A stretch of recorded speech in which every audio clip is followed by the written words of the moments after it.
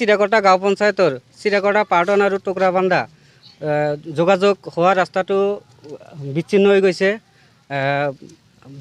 যোৱা কেইদিনমানৰ পৰা নিৰানেপেৰা বৰষুণত পানীত বুৰ গৈ আমাৰ এই ৰাস্তাটো একেবাৰে যোগাযোগ বিচ্ছিন্ন। কোন ল'ৰা ছোৱালীবিলাক স্কুলত আহিব নোৱাৰা হৈছে আৰু আমি ইপাৰৰ পৰা সিপাৰলৈ যাওঁতে নাৱেৰে যাতায়াত কৰিব লগা হৈছে।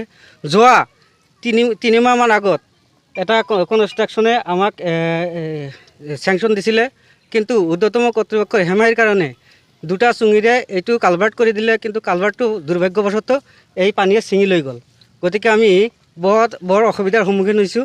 আমাৰ কোন ল'ৰা ছোৱালীবিলাক আজি স্কুলত পৰীক্ষা দিবলৈ আহিব নোৱাৰা হৈছে আৰু আমাৰ যাতায়াত যি যাতায়াত সেইটো আমাৰ জনজীৱন ব্যাহত হৈ পৰিছে। চৰকাৰৰ ওচৰত এইটো দাবী জনাওঁ যে আমাৰ এই ৰাস্তাটোৰ যিটো অসুবিধা হৈছে, আমাৰ ধুনীয়াকৈ এটা ব্ৰিজৰ নিচিনা এটা কালভাৰ্ট লাগে আৰু আমাৰ যাতায়াত কৰিবলৈ আমাৰ ৰাস্তাটো বনাই দিব লাগে। এইটো আমি চৰকাৰৰ ওচৰত বিনম্ৰভাৱে অনুৰোধ জনাইছোঁ। আমাৰ চিৰাকটা গাঁও পঞ্চায়তৰ চিৰাকটা পাৰ্টনৰ পৰা টুকুৰাবান্ধালৈ যোৱা ৰাস্তাটো কেইমাহমান আগতে তাতে চাইনবোৰ্ডত লেখা আছে RCC কালভাৰ্ট। RCC কালভাৰ্ট নিদি দুটা চুঙি দি আমাৰ ৰাস্তাটো মানে যিখিনি কামখিনি কৰি ঊৰ্ধ্বতম কৰ্তৃপক্ষে ইয়াৰ কোনো বিহিত ব্যৱস্থা লোৱা নাই। এই ৰাস্তাটো ঊৰ্ধ্বতম কৰ্তৃপক্ষে তদন্তও কৰা নাই।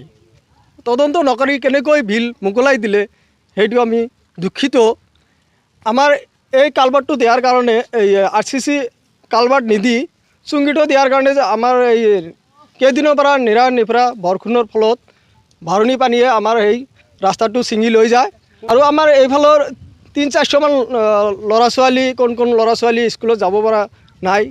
কালিৰ পৰা যিহেতু পৰীক্ষা আৰম্ভ হৈছে, টুলুঙীয়া নাৱেৰে ৰাতিপুৱাত লৈ যাব লাগে। টুলুঙীয়া নাৱত কোন বাচ্চা লৈ যাওঁতে যদি কিবা এটা দুৰ্ঘটনা হৈ যায় তেনেহ'লে বাচ্চাবিলাকক আমি কেনেকৈ উদ্ধাৰ কৰিম?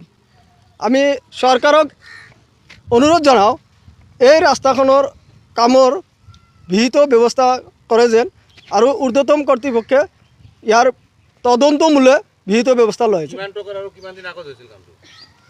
কামটো আছিল 5,26,820 টকা। কামটো প্ৰেছিডেণ্টৰ নেতৃত্বত হৈছিল, শ্বাহিদা খাতুন।